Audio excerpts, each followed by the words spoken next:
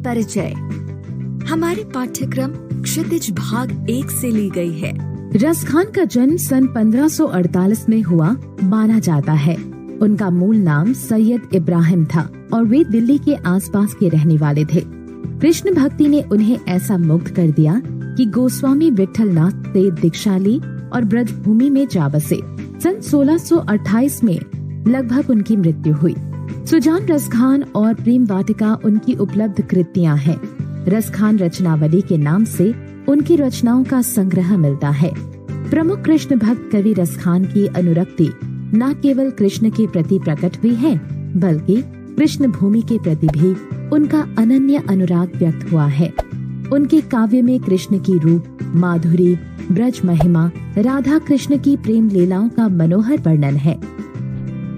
वे अपनी प्रेम की तन्मयता, भाव विहलता और आसक्ति के उल्लास के लिए जितने प्रसिद्ध हैं, उतने ही अपनी भाषा की मार्मिकता, शब्द चयन तथा व्यंजक शैली के लिए उनके यहाँ ब्रज भाषा का अत्यंत सरस और मनोरम प्रयोग मिलता है, जिसमें जरा भी शब्दाडंबर नहीं है। यहाँ संकलित पहले और दूसरे सवैये में कृष्ण और कृष्ण भूमि के प्रति कवि का अनन्य समर्पण भाव व्यक्त हुआ है। तीसरे छंद में कृष्ण के रूप सौंदर्य के प्रति गोपियों की उस मुग्धता का चित्रण है, जिसमें वे स्वयं कृष्ण का रूप धारण कर लेना चाहती हैं। चौथे छंद में कृष्ण की मुरली की धुन और उनकी मुस्कान के अचूक प्रभाव तथा गोपियों की विवशता का वर्णन है।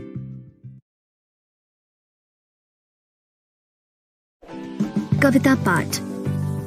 मानुष हूँ तो वही रसखानी, बसों ब्रज गोकुल गाँव के ग्वारन। जो पशु हो तो कहा बस मेरो चरऊं, नित नंद की धेनु मंझारन। पाहन हो तो वही गिरि को, जो कियो हरि छत्रा पुरंदर धारन। जो खग हो तो बसेरो करऊं, मिल कालिंदी कूल कदम्ब की डारन। या लकुटी अरु कामरिया पर, राज तिहु पुरकु तजी डारों। आठों सिद्धि नवो निधि के सुख, नंद की गाय चराई विसारो। रसखान कबो इन आँखिन सो, ब्रज के बन बाग तड़ाक निहारो। कोटक एकल धौत के धाम, करिल के कुंजन ऊपर वारो। मोर पखा सिर ऊपर राखी हो, गुंज की माल करे पहिरोंगी। ओढ़ी पितंबर ले लकुटी, बन गोधन ग्वारनी संग फिरोंगी। भावतु वो ही मेरो रसखानी सो, तेरे कहे सब स्वांग करोंगी। या मुरली मुरलीधर की अधरान, धरी अधरा ना धरोंगी। काननी दे अंगूरी रही वो, जबहि मुरली धुनि मंद बजे हैं। मोहनी तानन सो रसखानी, अटा चढ़ी गोधन गए हैं तो गए हैं। तेरी कहो सिगरे ब्रजलोगनी, काल ही को कितनो समुझे हैं। मायरी वा मुख की मुस्कानी, सम्हारी न जय है न जय है न जय है। कविता व्याख्या। इन पंक्तियों द्वारा रसखान ने अपने आराध्य श्री कृष्ण की जन्मभूमि के प्रति लगाव को प्रदर्शित किया है। वे कहते हैं कि अगर अगले जन्म में उन्हें मनुष्य योनि मिले तो वे गोकुल के ग्वालों के बीच रहने का सुयोग मिले। अगर पशु योनि प्राप्त हो तो वे ब्रज में ही रहना चाहते हैं, ताकि वे नंद की गायों के साथ विचरण कर सकें। अगर पत्थर भी बन जाए तो भी उस पर्वत का, जिसे हरि ने अपनी तर्जनी पर उठा ब्रज को इंद्र के प्रकोप से बचाया था। अगर पक्षी बने तो यमुना किनारे कदम की डालों में बसेरा डाले।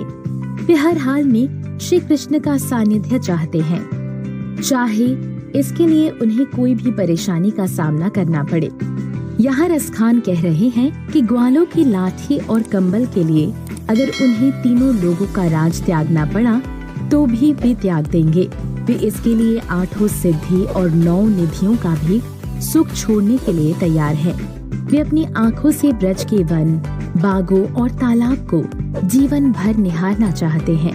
वे ब्रज की कांटेदार झाड़ियों के लिए भी सोने के 100 महल निछावर करने को तैयार हैं। इन पंक्तियों में गोपियों के कृष्ण का प्रेम पाने की इच्छा और कोशिश का वर्णन किया गया है। कृष्ण गोपियों को इतने रास आते हैं कि उनके लिए वे सारे स्वांग करने को तैयार हैं। गोपियाँ कहती हैं कि वे सिर के ऊपर मोर पंख रखूंगी, गूंजों की माला पहनेंगी, पीले वस्त्र धारण कर वन में गायों और ग्वालों के संग वन में भ्रमण करेंगी। किंतु वे मुरलीधर के होठों से लगी बांसुरी को अपने होठों से नहीं लगाएंगी। इन पंक्तियों में गोपियाँ कृष्ण को रिझाने की कोशिश कर रही हैं। वे कहती हैं कि जब कृष्ण की मुरली की मधुर धुन बजेगी तो हो सकता है कि धुन में मग्न होकर गायें भी अटारी पर चढ़कर गाने लगे, परंतु गोपियाँ अपने अपने कानों में उंगली डाल लेंगी ताकि उन्हें वो मधुर संगीत ना सुनाई पड़े। लेकिन गोपियों को यह भी डर है कि जब कृष्ण की मुरली बजेगी तो उसकी धुन सुनकर गोपियों की मुस्कान संभाली नहीं संभलेगी और उस मुस्कान से पता चल जाएगा कि वे कृष्ण के प्रेम में कितनी डूबी हैं। सारांश। तो बच्चों, आज हमने देखा